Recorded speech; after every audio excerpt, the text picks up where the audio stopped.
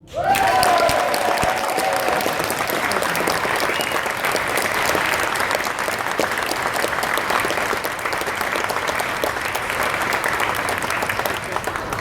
and gentlemen, happy Father's Day.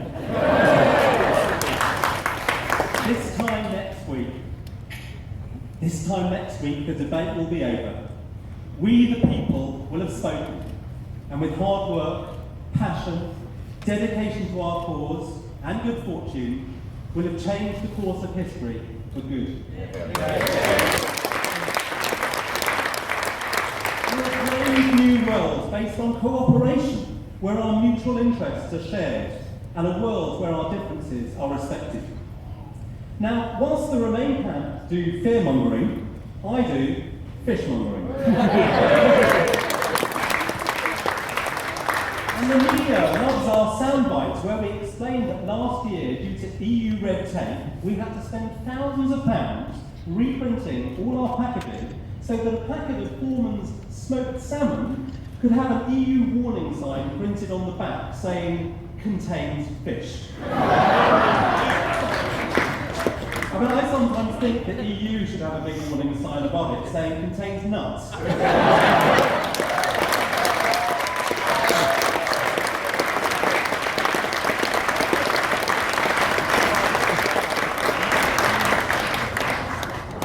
And here we all are at Billingsgate Market, a building which used to contain fish. Lots of fish, supported by a British fishing industry, which used to catch lots of fish. But the fish didn't remain, and nor shall we.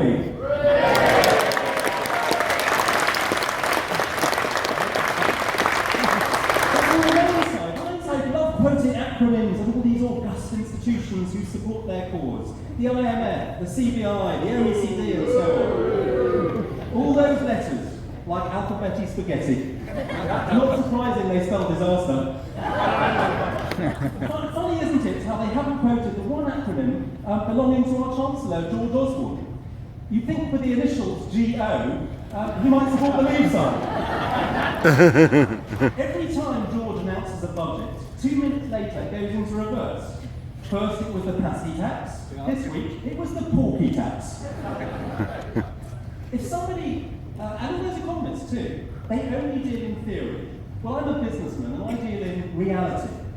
So if somebody asked me to invest in an enterprise which hadn't grown for 10 years, which hadn't had its accounts signed off by the auditors for 20 years, which had a financial strategy based on a currency which everyone thought was a disaster, and had very highly paid directors who never listened to the shareholders, and directors you could never remove, I would not invest in that enterprise.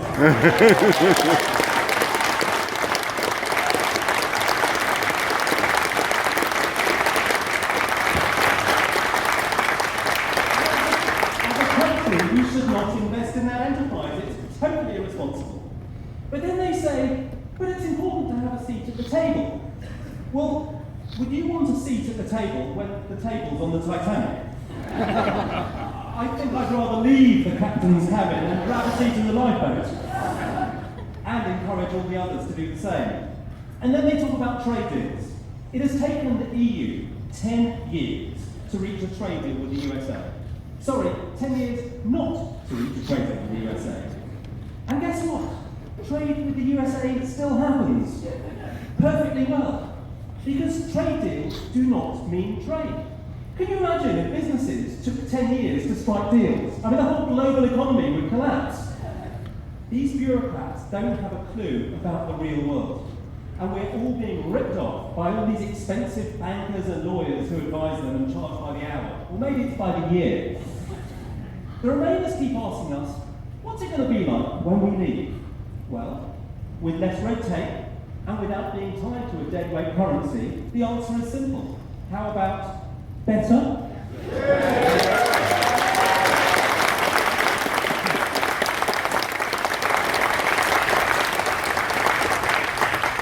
They ask if we're going to follow a Norwegian model. Well, last time I did that, I got a slap around the ear from my wife. We don't need to follow other people's leads. We're Great Britain, we'll do our own thing.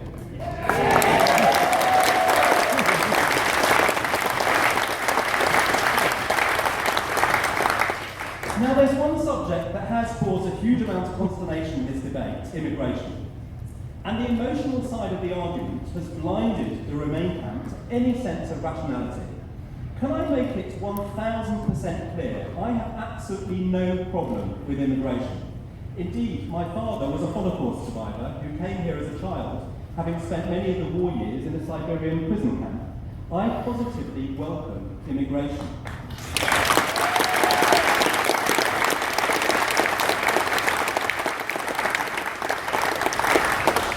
But immigration needs to be managed. Let me give you a very simple example. I have a restaurant. It can seat 70. Now, if one night 120 people showed up outside, I wouldn't hate the other 50 people who couldn't get in. I would love them. After all, they want to come to my restaurant. So I could just give everyone bad service and small portions, but then everyone loses out and I get a bad reputation. Alternatively, I could build another restaurant, but I can't do it that night. It's going to take 6 months, a year. And this is the problem with immigration. If we want to offer services, we have to know how many people to cater for. It's as simple as that.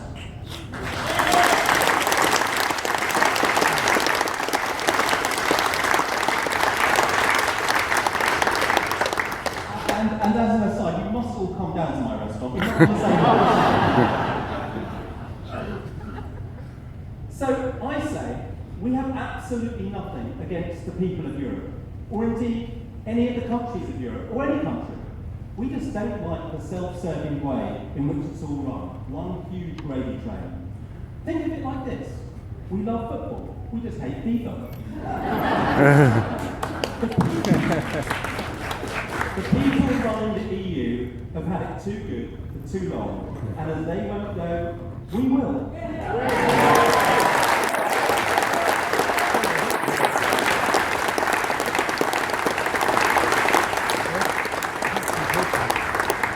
Our Bank of England chairman, Mark Carney, said,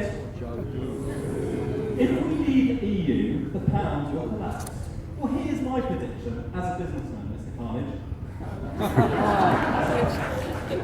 It's not the pound which will collapse when we vote to leave, but the euro.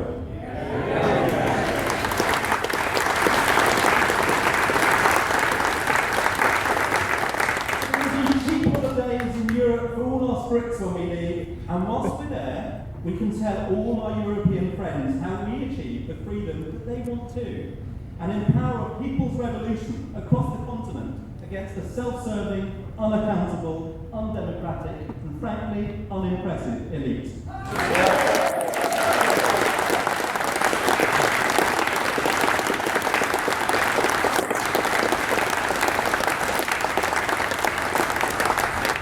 EU leaders are afraid. They call it contagion and make it sound like a disease. I call it democracy, the will of the people, and I am with the people.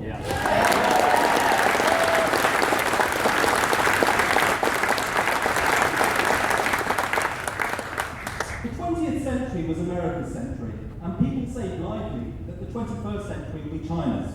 Stuck in the EU quagmire, there's not a hope in hell it's going to be Britain's. But when we vote for our independence on Thursday, we will unleash a new spirit of hope, entrepreneurialism and innovation for this amazing country. And just as it was ours in the 18th and 19th century, the 21st century will be our coming of age.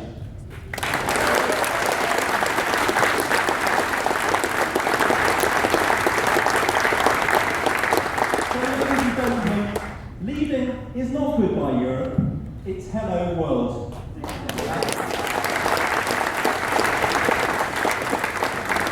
So thank you very much, and hello.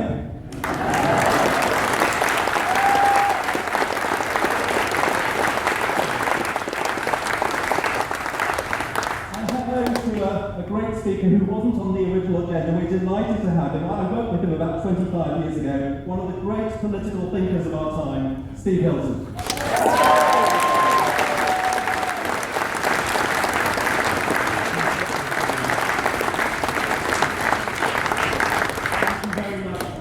What an amazing speech. I'm not